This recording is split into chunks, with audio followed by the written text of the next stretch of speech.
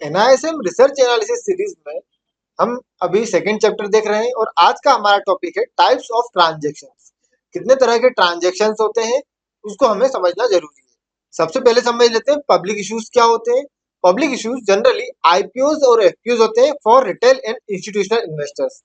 IPO means initial public offer और FPO means further public offer.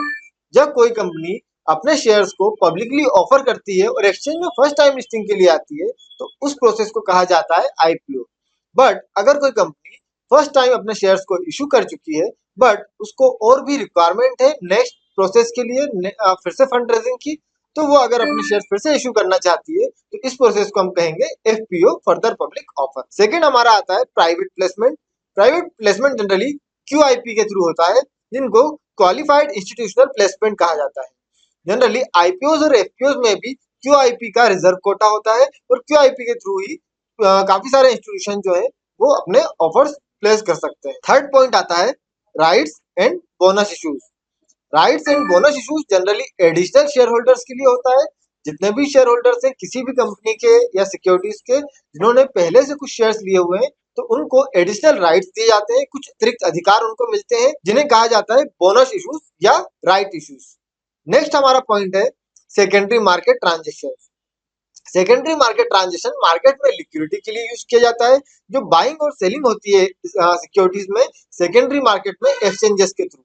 Generally अगर किसी ने कोई भी सिक्योरिटीज या कोई भी शेयर्स परचेस कर लिए हैं आईपीओ या एफपीओ के थ्रू तो वो फंड चला जाता है कंपनी और कॉर्पोरेट के न्यू डेवलपमेंट में, फ्रेश डेवलपमेंट्स में।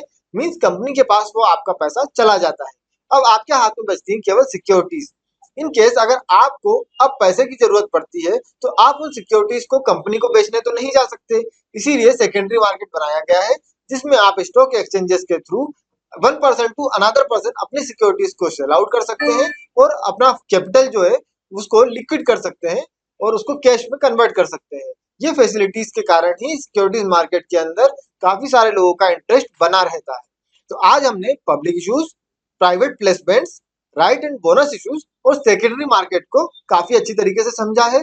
हम नेक्स्ट टॉपिक में और भी काफी सारी चीजें क्लियर करने वाले हैं, तो इसीलिए आप इस रिसर्च एनालिसिस सीरीज को ध्यान से पूरा देखिएगा ताकि आपके मन में कोई भी डाउट या कंफ्यूजन ना रहे।